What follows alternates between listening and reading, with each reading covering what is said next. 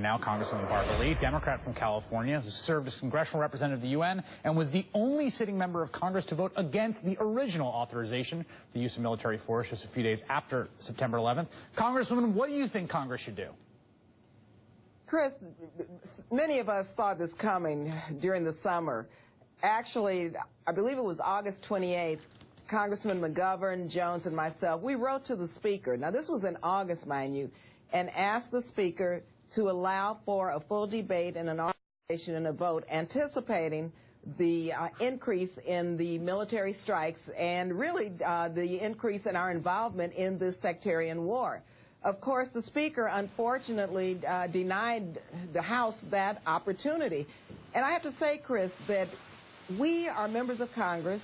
We have our constitutional duty and responsibilities to engage in a full and robust debate and vote up or down on an authorization when we are engaged in war. And I'm very sorry that did not happen. The White House says that they have the authority under, they've cited 3 different theories under Article 2 under the Constitution, under the authorization use of military force in 2001, which you voted against, and the authorization use of military force in 2002 for Iraq, which you also voted against. But do you think they're wrong? Do you think they don't have the authority to do what they're doing right now?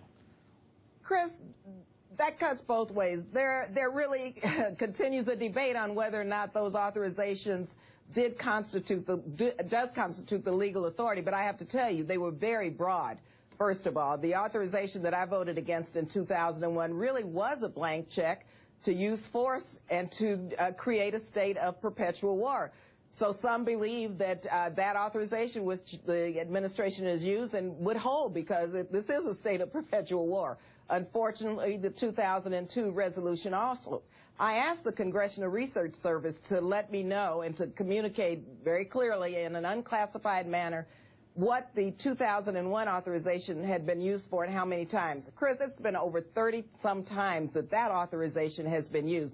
And so it's almost making it up as we go along. And I think that Congress should demand whether or not, the legal authority exists or not. This is a new front on a war, and we're in a war. And I think that as members of Congress, regardless of the president, regardless of who's in the House of Representatives, we need to insist that Congress do its duty, exercise our responsibility, and vote for or against the use of force. And that, is a legal question which there's some confusion and debate about, but it's, I think, our constitutional responsibility to do our job.